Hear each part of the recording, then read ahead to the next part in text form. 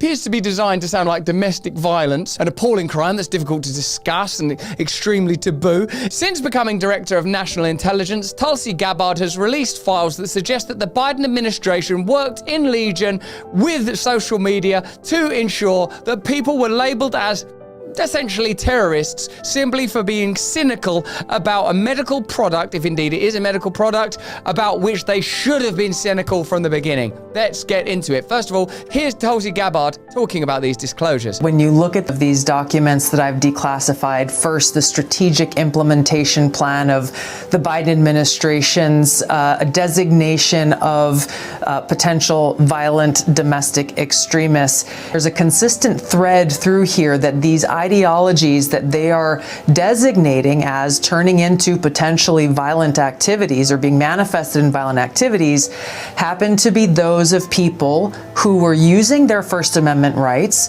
to oppose certain policies of the Biden administration. They're focused on there have to do with those who opposed the COVID vaccine mandates, those who opposed the mask mandates, parents who were concerned that their children going to school may be forcibly vaccinated with the COVID vaccine without the consent or awareness of parents, for example, could therefore have propensities to join a militia or could become these domestic violent extremists that we're talking about here.